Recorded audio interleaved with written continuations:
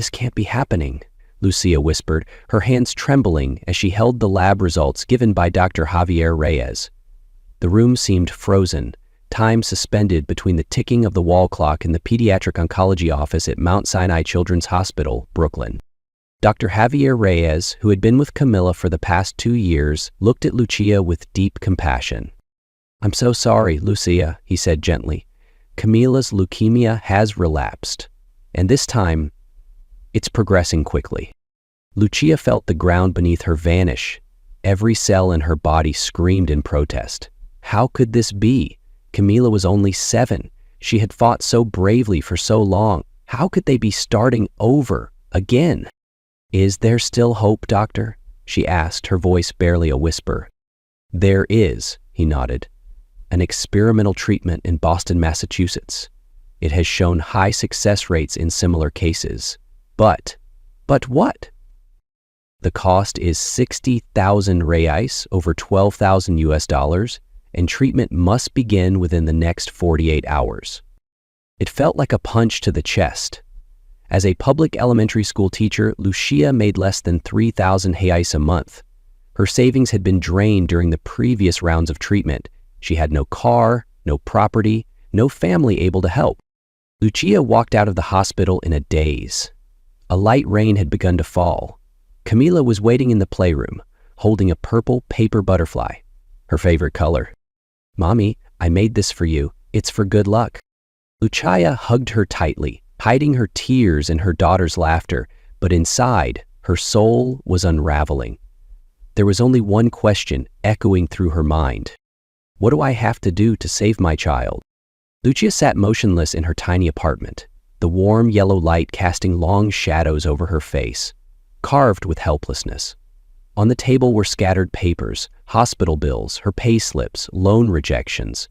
She had called everyone she knew, friends, old co-workers, even people she hadn't spoken to in years, but no one could help. She had sold her old scooter, her jewelry, her laptop, even her late father's watch, all pawned.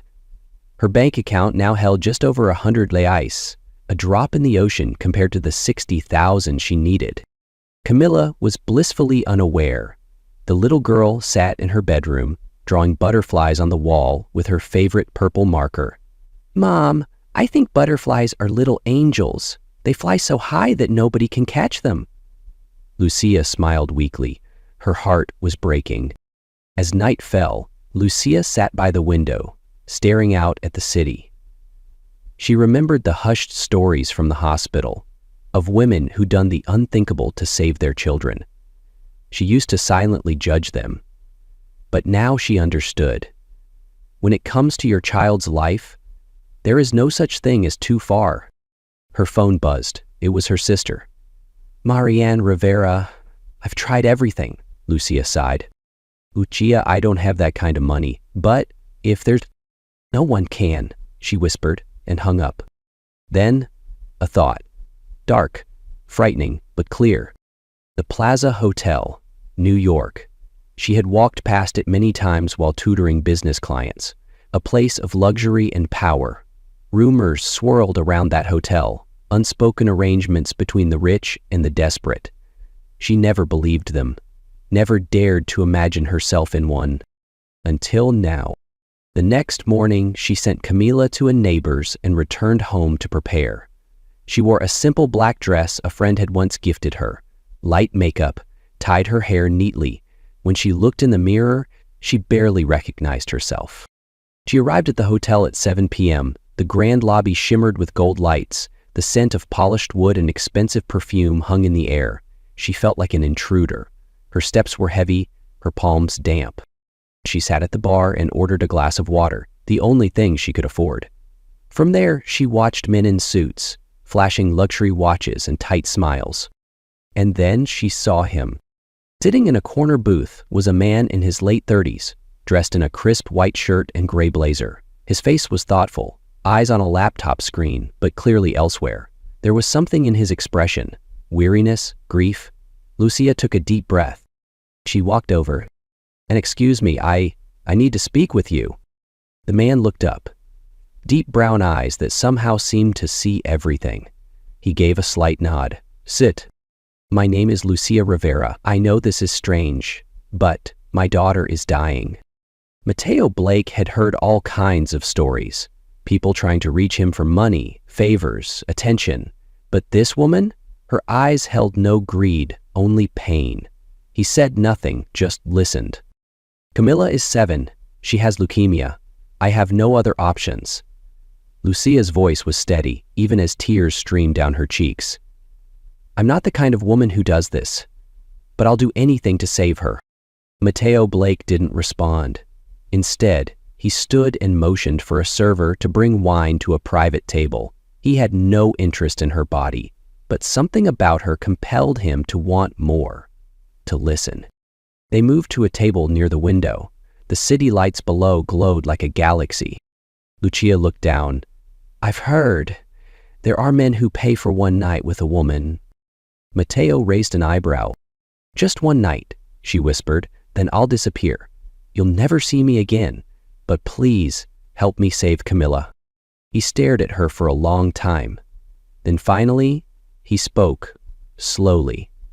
All right, but on one condition. What condition? I don't want your body, he said. I want you to spend the night talking to me. Remind me what it's like to be human. Lucia was speechless. She didn't understand, but he meant it. A man carrying his own wounds, not unlike hers. And then she nodded. Then let's talk. Mateo led Lucia to a luxury suite on the 22nd floor of the Plaza Hotel, New York. As the door opened, she stepped into a different world.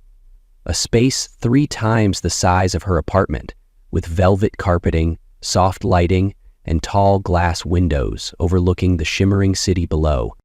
Welcome to the world of the emotionally bankrupt, he half joked, half confessed, setting his laptop aside and pouring her a glass of orange juice. Lucia sat at the edge of the leather sofa, hands clasped tightly on her lap. She had never been in a place like this, and certainly never imagined spending a night like this, not for her body, but for her story. So, where do I begin? She asked, eyes drifting toward the lights outside. Start with Camilla, Mateo replied. I want to know her enough to imagine she's here in this room. Lucia smiled for the first time that day, though the smile was fragile. She's everything to me. Born during a summer storm, I still remember how her first cry drowned out the thunder. Tiny, red, and fierce like a warrior, she told him about Camila's love for broken dolls, about dancing in the kitchen every Sunday to samba music, and the day they were told she had leukemia. Mateo listened intently, fingers interlaced, his eyes fixed on her. In her words, he saw a world he had long forgotten. And Camilla's father? He asked gently. Lucia shook her head, not bitter, just honest.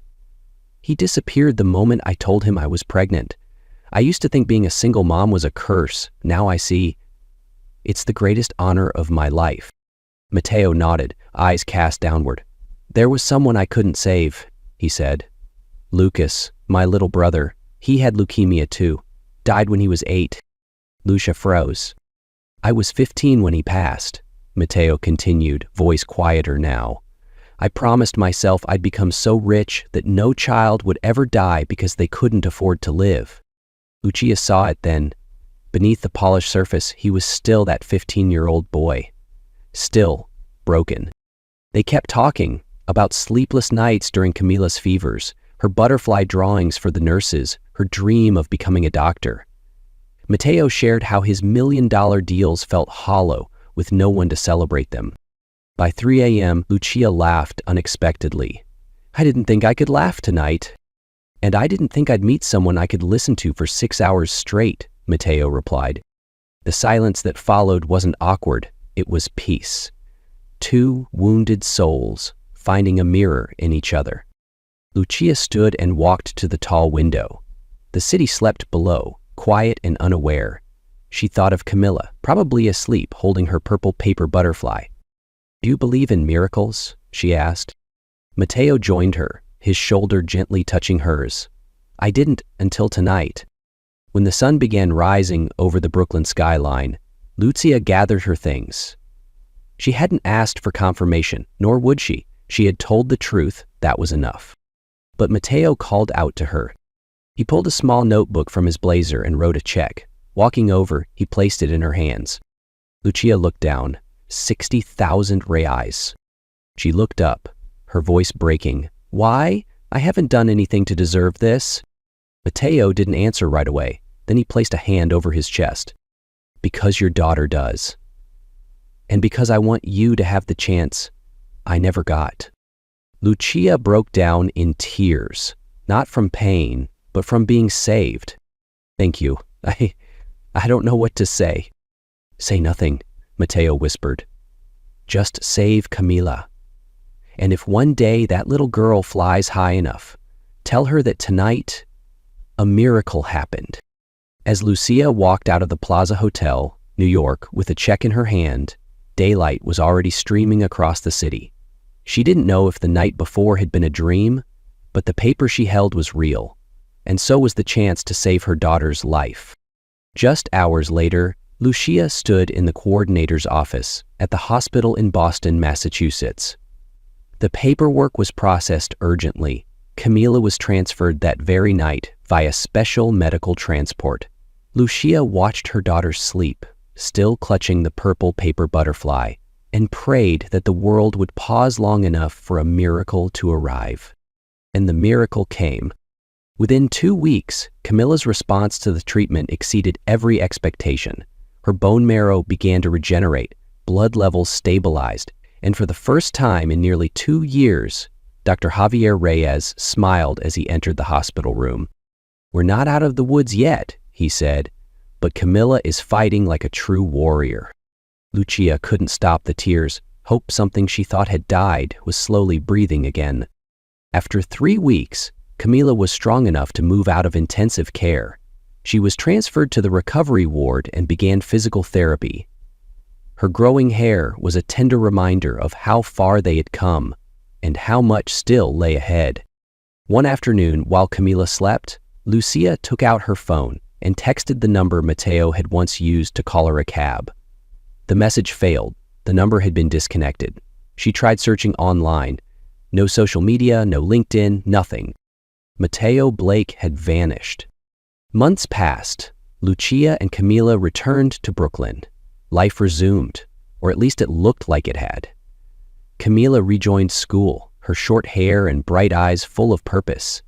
She brought paper butterflies to class, telling classmates they were a symbol of strength. One Monday morning, Lucia brought Camila for a routine hospital checkup. Dr. Javier Reyes greeted them with unusual excitement. Do you know what just happened to the hospital? He asked, handing Lucia a gold envelope. We received a special donation, 100,000 reais. Lucia's mouth fell open. From who? The donor requested anonymity. But here's the twist. They asked for the money to be used to build a new pediatric unit named Lucas. Lucia's hands trembled. It couldn't be. It had to be.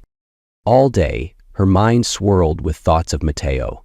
That evening, after Camila was asleep, she took a quiet walk to the park near their home, the same one she and her daughter visited every Sunday. The air was crisp, the wind soft. She looked up at the sky and wondered if, somewhere, he was doing the same. Weeks later, on a calm afternoon, Camila begged to go draw butterflies in the park. Lucia agreed. They packed paper and markers and sat on their usual bench by the fountain. Mom, look, Camila pointed. That man is sketching doves. Lucia turned. Her heart nearly stopped. It was him. Matteo sat a short distance away, wearing a simple white shirt, his hair longer, his face thinner, more tired. He was doodling in a notebook and smiling faintly at the birds near his feet. Lucia stood. Her hands trembled, but her legs moved. Matteo, she said softly. He turned. Their eyes met. All sound faded. I thought I'd never see you again, she whispered, smiling through her nerves. You underestimated how stubborn a regretful man can be, he replied. Camila ran up, standing before Matteo with wide, curious eyes. You're the angel Mommy talks about, right? The one who saved me? Matteo knelt. His eyes glistened. When Camila wrapped her arms around him, something inside him broke, in the best way. "I'm not an angel," he whispered. "Just a man lucky enough to meet two of them. You and your mom." After that fateful encounter at the park, everything changed. Mateo Blake began appearing regularly in Lucia and Camila's lives. Not loudly, not extravagantly, just there, with coloring books, origami paper, and sometimes a small cake. Camila waited for him like a ritual, and Lucia slowly let her guard fall.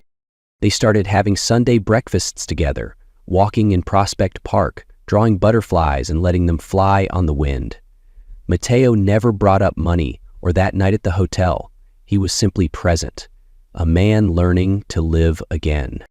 One afternoon, while Lucia was doing the dishes, Camila came out of her room, her hair tied in two little ponytails, holding a butterfly the size of her palm. "Mommy, can I ask you something?" Lucia turned, smiling. "Of course, honey. Can Mateo be my daddy?" Lucia froze. Her hand stopped mid-rinse. Her heart pounded. "Why do you ask?" "Because he loves you. And he loves me. I can see it. And you love him too." Lucia didn't respond, but that night, as Mateo tucked Camila into bed and returned to the living room, he found Lucia waiting for him, her eyes full of something unspoken. "Camila asked me a question," she said softly, "about whether you could be her dad?" Mateo didn't smile. He simply walked over and sat beside her. "And what did you say?" "I didn't know," she whispered, "because everything is too perfect, and that scares me." "What are you scared of?" "That one day you'll disappear, and I'll have to explain to Camila that the man she loved was just a fleeting dream." Mateo took her hand. "I'm not going anywhere." She looked at him deeply. "Then don't make me believe, only to leave me broken again." A week later, the storm arrived, in every sense of the word. On a Saturday morning, as Lucia prepared breakfast, there was a knock at the door. She opened it to see a woman in her 60s, dressed in an expensive dress, her eyes scanning Lucia from head to toe with undisguised disapproval. "You're Lucia Rivera." "Yes." "Can I help you?" "I'm Carmen Blake, Mateo's mother." Lucia's heart clenched. "Come in," she said politely, though uneasily. Carmen entered the small apartment like a buyer inspecting property she had no intention of purchasing. "We need to talk," she said curtly, "about your relationship with my son." Lucia sat down, steadying herself. "I want you to walk away." "Excuse me?" "You know exactly what I mean. Mateo is a man of status, responsibility, reputation. And you? A poor school teacher, a single mother who spent a night with my son in exchange for money. I don't need the press to dig further." Lucia felt her blood rise, but kept her tone even. "I didn't take anything from him. That money was for saving a child's life. Your son gave it, not out of love, but out of humanity." "You think I'm naive?" Carmen scoffed. "Women like you always know how to exploit a man's wounds." Lucia stood.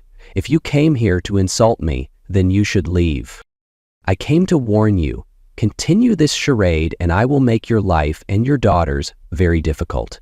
The media, the law, your job, they're all easy to influence." "You're threatening me?" "No, I'm offering you a chance to leave quietly." Lucia clenched her fists but said nothing. After Carmen left, she sank to the floor, her tears finally falling. But the storm didn't end there. A few days later, a tabloid headline exploded across the city.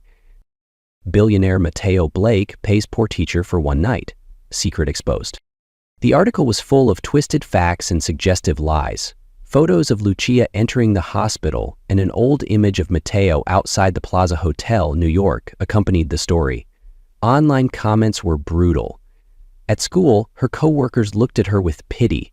Camila was teased. "I don't want to go to school anymore," she cried. "They say my mom is bad."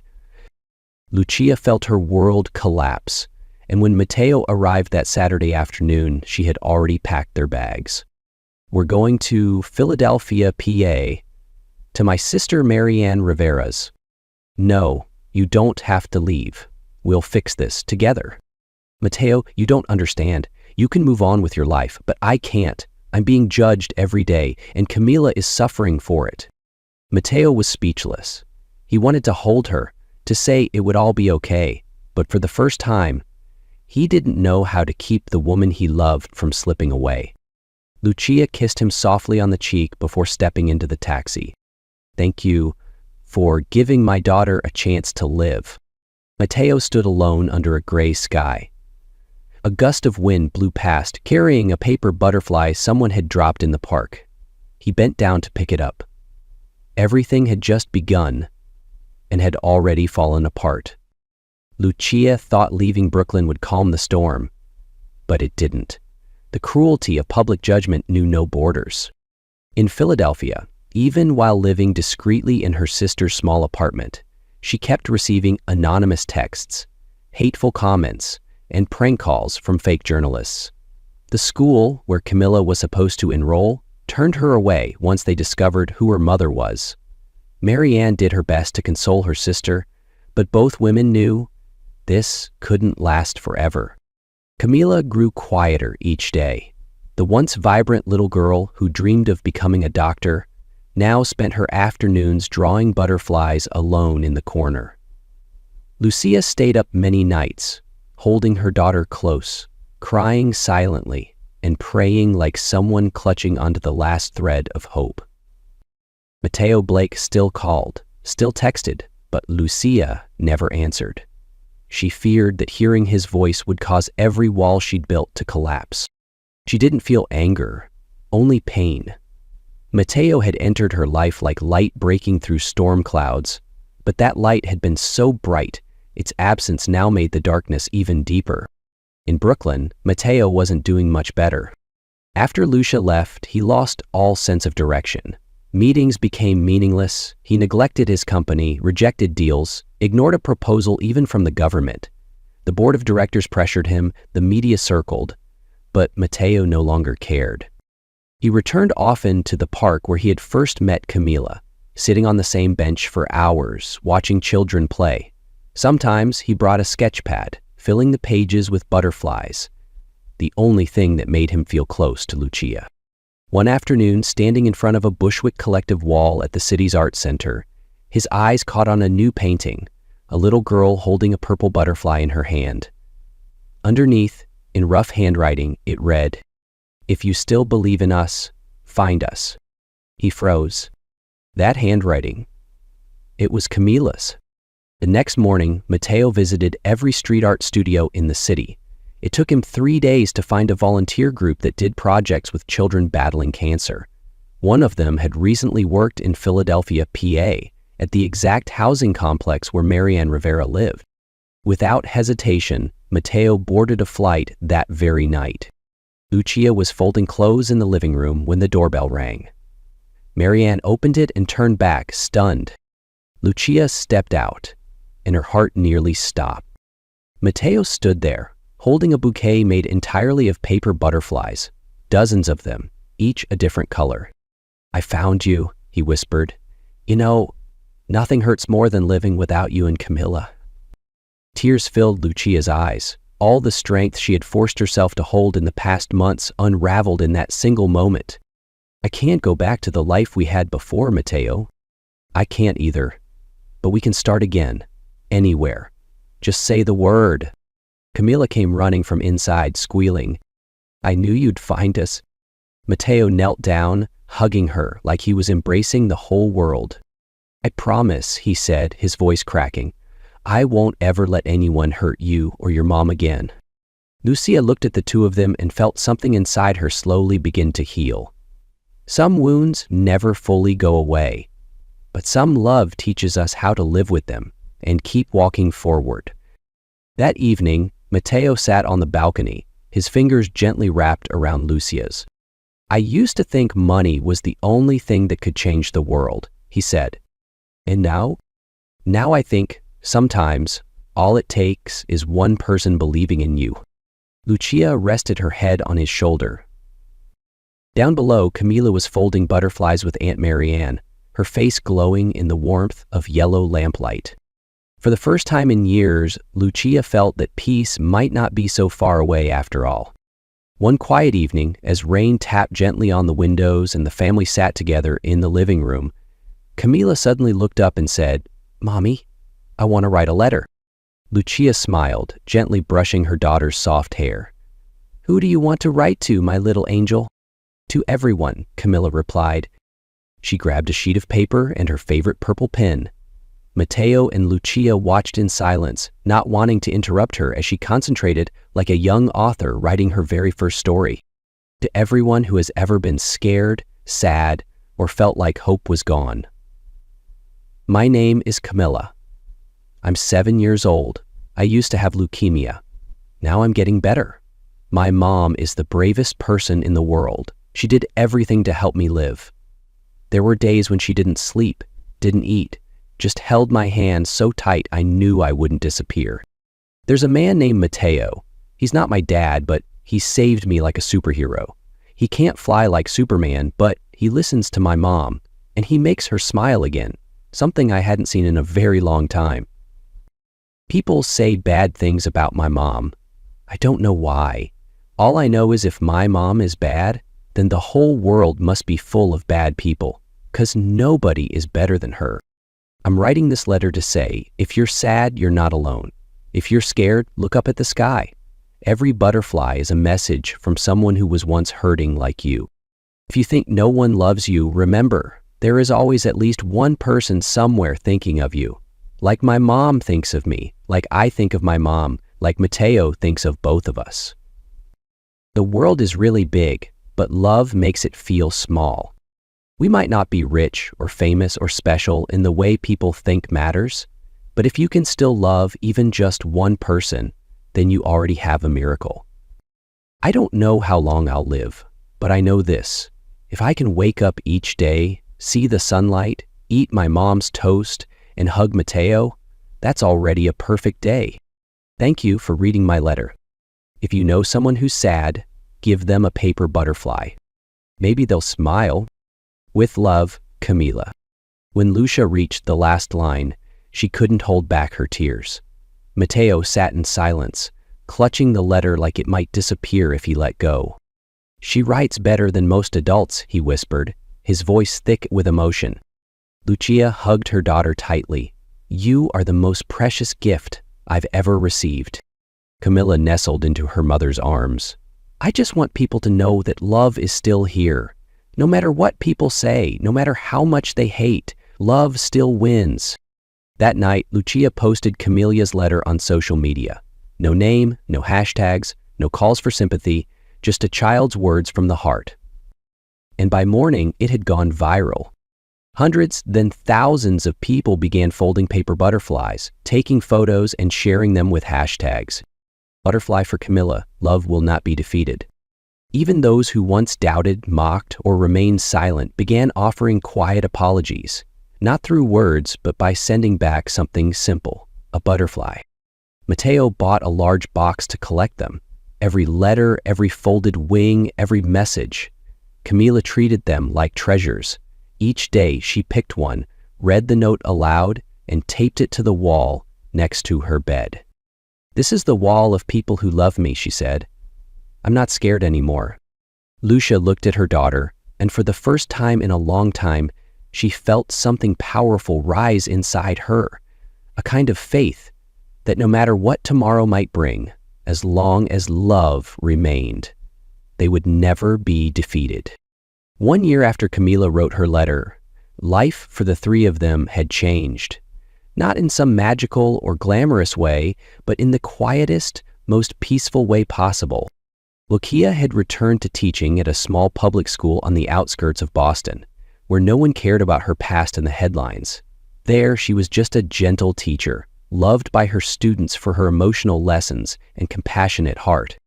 Camila grew stronger each day. Her hair now reached her shoulders, her cheeks were rosy again, and her eyes sparkled like they used to. She still carried her box of paper butterflies, and whenever she met someone sad, she'd give them one, because she believed love should always be given freely. Matteo continued working, but he was no longer a man obsessed with profits and projections. He had officially launched the Lucas Foundation, dedicated to supporting families with critically ill children. He still lived with Lucia and Camilla. No wedding, no titles, just presence, patience, and purpose. One late autumn afternoon, the three of them sat together in the small garden behind their home. Camila was teaching Matteo how to fold butterflies from recycled paper, while Lucia read a book under the golden sunlight.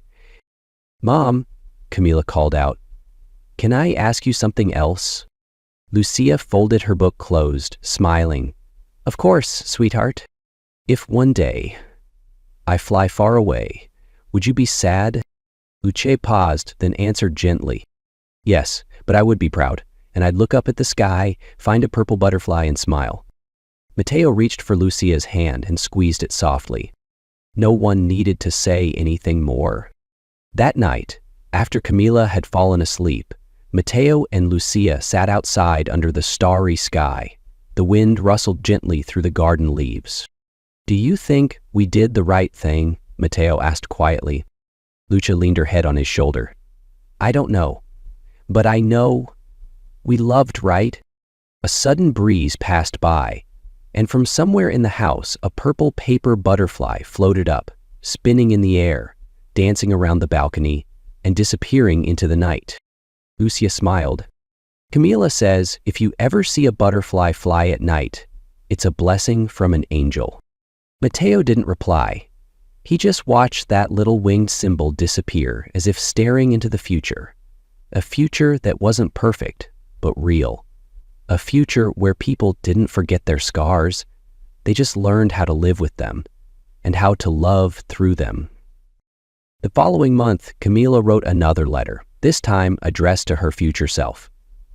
In it was a single line: "If one day you forget what love feels like, read your 7-year-old self's letter again." Lucia taped the letter inside the closet door, right next to a photo of the three of them laughing in the rain after Camila's last treatment. Life isn't a fairy tale, but some stories, even without a happily ever after, are enough to make us believe in goodness, in kindness, and in love, in the simplest ways. The end? No, just another beginning. 5 years later, Camila was now 12. No longer the frail little girl clutching a box of paper butterflies, she had grown into a bright, resilient young girl, small in frame but full of strength and compassion. Every morning, she rode her bike to school, always stopping by the pediatric hospital where she had once fought for her life. There, she'd leave a paper butterfly on the windowsill with a silent message: "I made it, you will too." Lucia was now the vice principal of a public elementary school outside Boston. She led special classes on love and recovery, and every year she told Camila's story to her first graders, not to inspire pity, but to plant seeds of hope. Matteo, his hair now salt and pepper, his gaze more grounded, still ran the Lucas Foundation. He was no longer a billionaire in the way the world once knew him. He lived simply, in a hillside home with the two people he called his reason to keep going. One weekend, the family attended a charity event organized by the hospital. Camila was the guest of honor. Dressed in a simple white dress, she stepped onto the stage and held the microphone with steady hands. She didn't read a speech, she simply shared a short story. "There was a time when my mom sold everything she had and endured humiliation just to give me a chance to live. And there was a man who reached out, not to save me, but to save her from feeling alone. I'm standing here today not because magic saved me, but because two people chose love when the world gave them every reason not to. And love, like that, it lives forever." The room fell silent, then applause burst out, wave after wave. Matteo wiped his eyes. Lucia reached over and held his hand tightly. That night, back at home, Camila added one more butterfly to her wall of hope, a wall now covered in hundreds of butterflies sent from all over the world. On this new wing, she wrote a simple message: "Thank you for not giving up on me."